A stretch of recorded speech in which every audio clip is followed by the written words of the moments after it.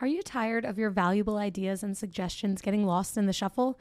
Well, that is why I'm introducing Direct Suggest, the revolutionary digital suggestion box that puts your voice front and center. With Direct Suggest, you have the power to make a difference in your organization. Direct Suggest provides value to organizations in various industries worldwide, including notable brands like Comcast, TD Bank, and Nokia. And here's the best part. Direct Suggest only costs 50 cents per employee per month, making it an affordable solution for businesses of all sizes. Plus, they have an incredibly high ROI and savings potential with an average 33 times return on investment. The implementation process is also a breeze. Once committed, setting up Direct Suggest from start to finish can be completed in as quickly as a week or less. Don't let your ideas or your team's ideas go unnoticed. Visit directsuggest.com today and start by making a difference with Direct Suggest. Use the promo code HUMANHR for your extended 60-day free trial. Again, visit directsuggest.com to learn more, and remember to use promo code HUMANHR for an extended free trial. Direct Suggest, where your voice matters. Welcome to the Bringing the Human Back to Human Resources podcast. I'm Tracy Chernoff, and I've spent my entire professional career in HR. Each week, we'll explore the delicate balance between people and business with the aim to reconnect the two and create meaningful outcomes. Listen in as I share my own experiences, challenge the status quo, and chat with guests from various industries about our mission to bring the human back to human resources. Hi, everyone. Welcome back to the podcast. Thank you so much for being here for another week.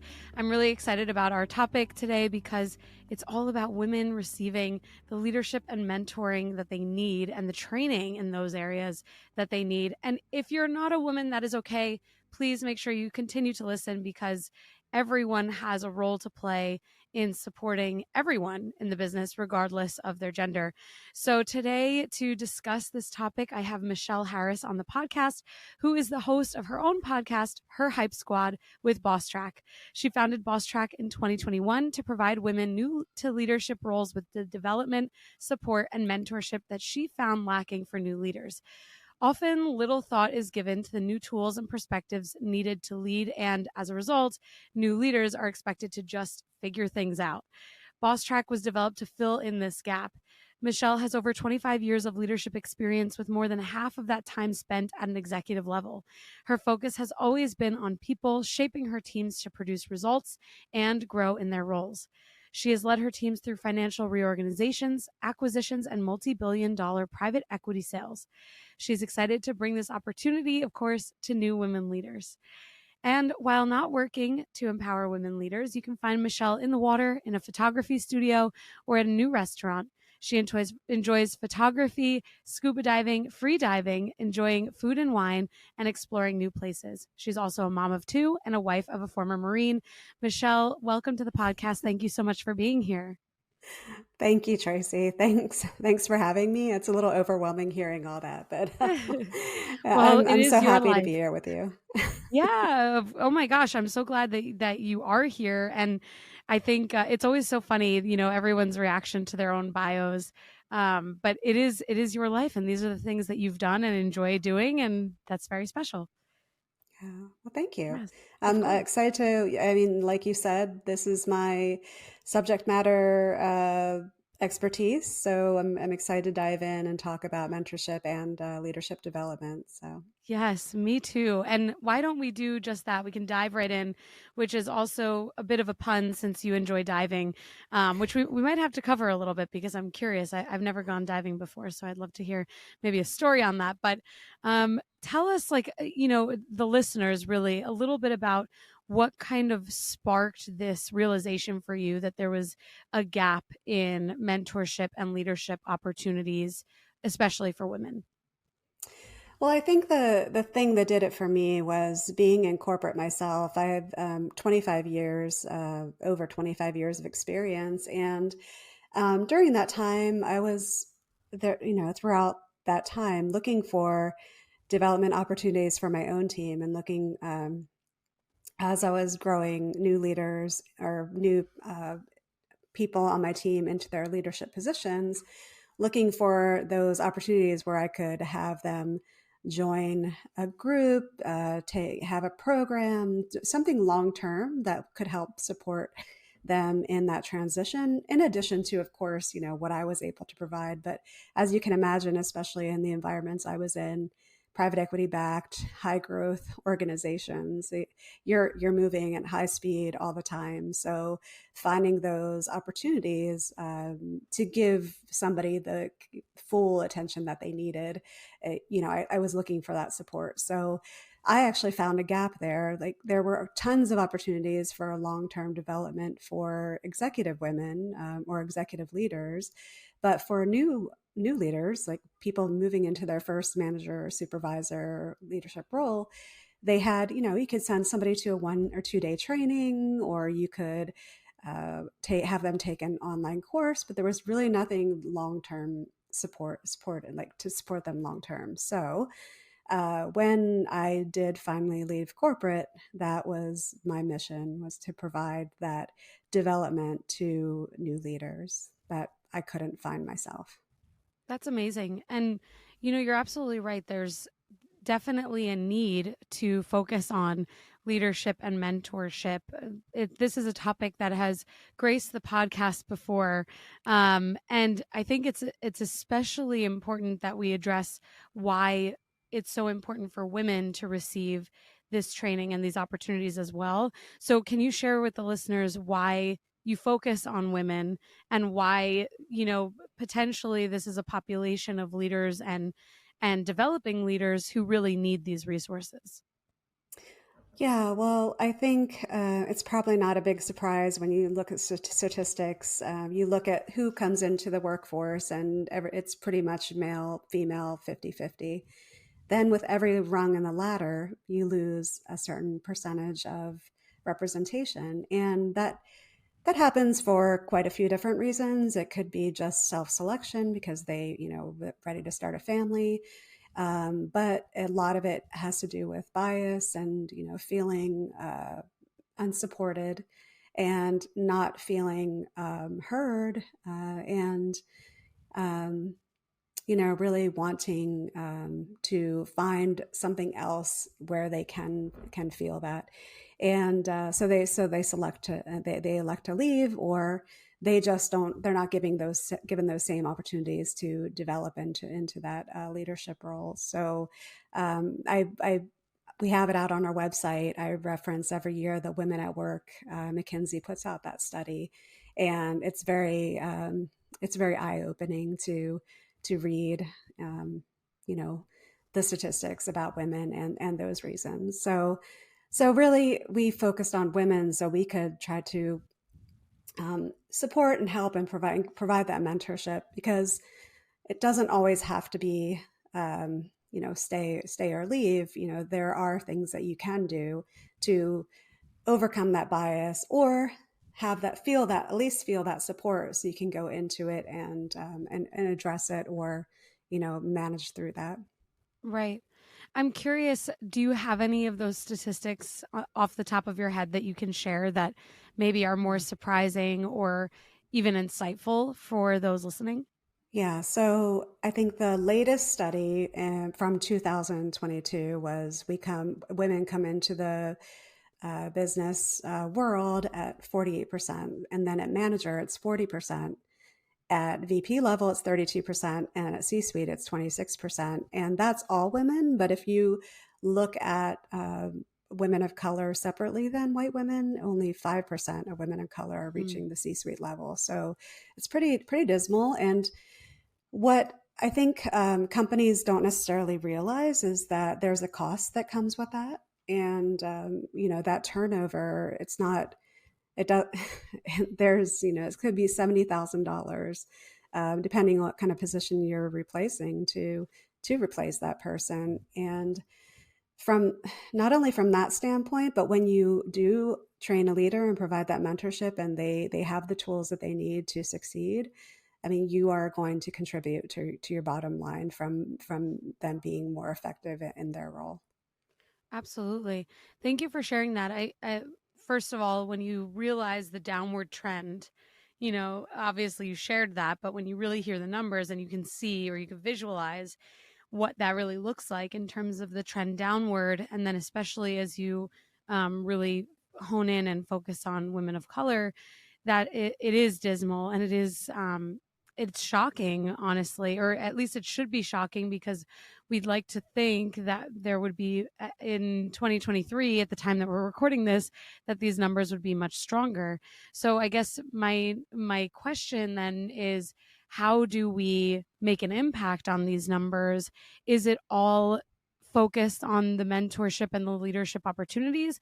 Is it taking a chance to, or not even taking a chance, but really focusing on the roles before those leadership roles? Because really, I would imagine if women are leaving the workforce before they even have the opportunity to be in that 40% manager population, that already we're kind of missing the root cause of, or solving for that root cause, if they're already leaving the workforce. Yeah, and to be honest, I don't think it's necessarily because they're leaving the workforce at that point. They're just not given the same, they may not be given the same promotional opportunities Mm. to move into that manager role. So I think what's happening is that they're staying at that associate level and not moving into that. And from there, they might decide that they're going to self-select out, or they stay and they just, they're not giving that opportunity. Interesting. And are you seeing that certain industries doing a really good job of ensuring that there are women in these roles, or even opportunities, and these opportunities for training to be able to get them ready and developed for these roles? Are there industries that are doing a really poor job of this? You know what? I apologize. I can't really answer that question. I can tell you from my podcast experience, when I interview women leaders that are in those director and VP roles, I mean, they're not seeing any much of a change at all, and it's been slow progress. And I talk to people across industries, and that's really the only experience that I can give, because Mm-hmm. I don't know strictly by industry. Sure. No, that's fair. Shifting gears a little bit, I started off the podcast by saying, oh, wait, but if you don't identify as a woman, don't leave. It's okay. This is still applicable to you. What is your take on how there can almost be like an allyship for women in business? Because realistically, if we're thinking about these numbers that you've just shared from the McKinsey study, then the likelihood of there being non-female leaders making these decisions is obviously on the majority. Hmm. So we do have to rely on non-women to understand the value of this discussion. So what's your take on that? How can we like convey this message to someone that isn't a woman and maybe doesn't see part of the challenges that we're trying to showcase here? Yeah, no, that's true, and it's a good point. And one of the things that we do talk about often is how men can be kind of that vessel for change, and what they can do. And one opportunity is to find opportunities to mentor women, and really take the time to not only provide the guidance, but also to listen to what their experiences are, to make that change in your company. Also, advocacy is really important, because obviously when we see the percentages of who moves up the ladder, it's more men. So men being advocates for women, understanding, what women are doing, and, speaking their names and bringing them up in rooms that they're not in, and giving them the opportunity to have that visibility. Then, that's really something that men can do. The other thing I would say is, being aware, and looking for that bias, and making sure that you're not being silent, and you are addressing it when you see it. I work in tech outside of the podcast. So I have essentially what I call two full-time jobs. And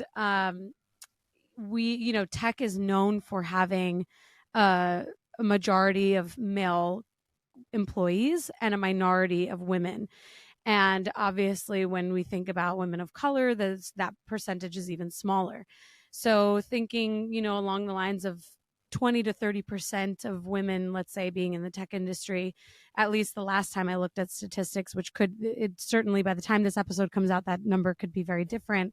Um, you know, part of that is like, okay, well, how do we make sure that when we have an open position that we have X number of female candidates in that pool?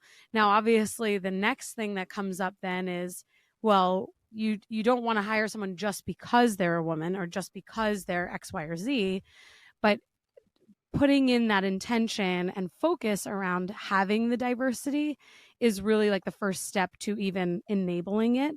Because so often when I think of unconscious bias, it's really that you're not necessarily thinking actively around, okay, well, what is going to drive diversity forward? What's going to give me the most comprehensive talent pool possible? Those who are not thinking about their unconscious bias are kind of just moving through the motions. So that would be my first take, I think. So I know it's not the same as where you were going, but I did have a video, or I was watching a video where there was a woman talking about a her experience or mentoring. She might have been an executive coach of the CEO, and the CEO was mentoring their level below them. When they were mentoring a male, they were mentoring the men that were reporting to them. They were talking about strategy and talking about operations, like how they can impact the business and financially and operationally.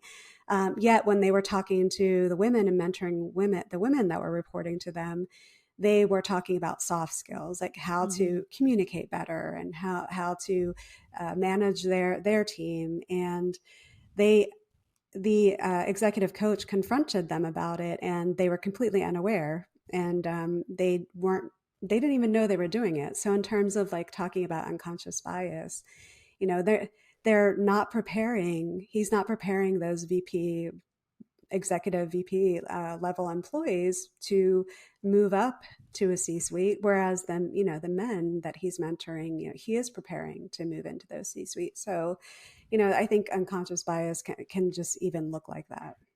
Yeah, that's a really interesting example. And I can't say I'm surprised. I think it's a very common stigma. It's actually why the majority of HR professionals are women, I think, because there's this misconception that women are better or more adept at, the soft skills or the power skills, as we like to say on this side of the fence.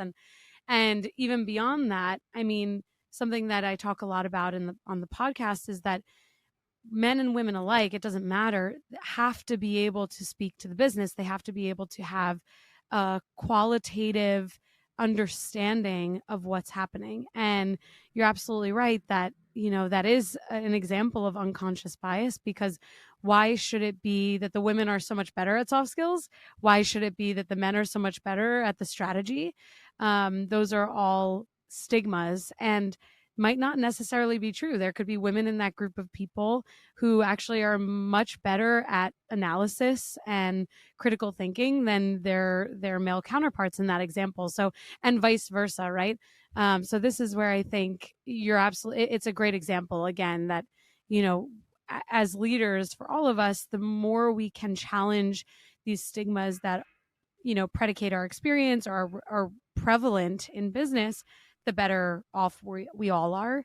Mhm. And kind of shifting gears a little bit, I'd love to talk about what you do more specifically. I know I've put you in the hot seat with HR questions and questions that really pertain a ton to business leaders today. But I know just in our prior conversations that you have like an accelerator program, for example, for people moving into leadership roles, that you obviously are super focused on the actual um, provision of these tools and providing mentorship and leadership to women especially. So can you talk through a little bit more what that looks like and why the things that you really focus on and provide these women make it make these tools accessible to them, and why it makes their experience potentially a little bit more well-rounded and comprehensive so that they can more easily move into those roles when afforded the opportunity? Yeah. So one of the things that we really like to talk to our community about is the need to have their personal board of advisors. So if I could start there, because I think Yeah. that's so important to prepare yourself for every level. I mean, even if you're not looking to be in a leadership position, but you want to grow your career in some way, having that personal board of advisors is just so important.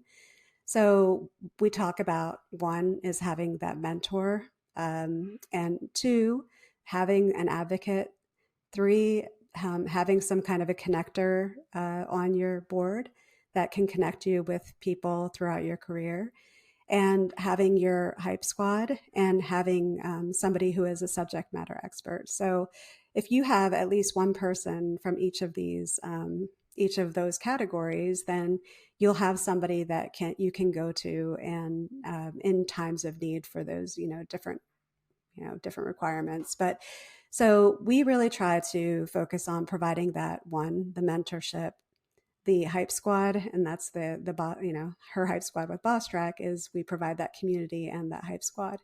And through there we have the connectors, and we can connect people with people that they need throughout their career through that mentorship and through our community, and then also to those subject matter experts. But so back to the mentorship, I mean, the mentorship really is it's one-on-one mentorship.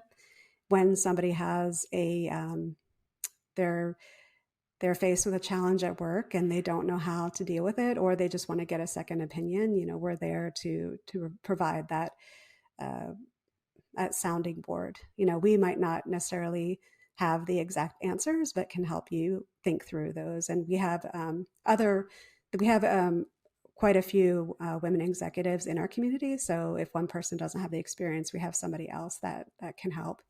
And then we have our programs, and you mentioned that Leadership Accelerator program. So we looked at, what are the skills that anybody really needs to move into their leadership role to have high impact and have influence on with their team. And we developed a authentic leader model, and we determined, obviously you need to communicate with your team. You need Mhm. to um, build trust with your team. Without trust, you know where can you go with your team? You need to have confidence in your own abilities. You need the emotional intelligence, and I could go back to that on when we were talking about men in leadership. And also you need to have that the networking capability to build your network as you move up. And then we also make sure that we focus on introduction to the financial and operational acumen, because I mean, it's not something that should be saved for the Right. executive level. I mean, Yeah. when you move into a manager role, you have direct impact on the results of the business. So even at that point, you should understand how you're impacting the financial and operational results of the company. So we do provide an introduction to that, and we believe that those areas of are the ones that need people need to at least be aware of and have the tools to be able to move forward in those areas. So one of the things we not only provide um, the leadership training, but we have the year-long mentorship that comes with that afterwards. So in terms of going we were talking about the training programs where you go for a day or two Hmm. and you come back, and then you're expected to just figure that out. Yeah. Your everything is downloaded and you're like, okay, what do I do? We actually provide that support at longer term to say, okay, what are you facing in your new role, and how can we support you? So Great. that's kind of really our focus. Great. No, it makes sense. I mean, there are so many statistics, I should say, on how people learn and how training is, how effective it can be. And that, basically all these studies show that once, a certain amount of time elapses, all of that information is forgotten. And so Mhm. this idea of actually following up and following through and following someone through their journey in their new position, or as they hopefully work toward that new position, it makes sense that that's a part of the magic sauce, so to speak. Yeah. And I'd love to come back to this notion of emotional intelligence. It is a topic that's obviously very important. Not everyone has high emotional intelligence, which is okay. But what were you thinking of sharing on that front? Oh, yeah. So we had switched topics, but and I don't mean to go back, but when we were talking about that example of the executive providing the soft skill opportunities to the women and the strategy to the men, really they're not doing the men any favors because I mean studies have shown that people with high emotional intelligence do better in executive positions overall. So um, yeah, I mean those men should be receiving, and I mean I know soft skills are not emotional intelligence, but emotional intelligence is kind of layered into that, and it isn't the case that you're either born with emotional intelligence or that you either have it or you don't. You can actually Mm-hmm. learn emotional intelligence, Mm-hmm. and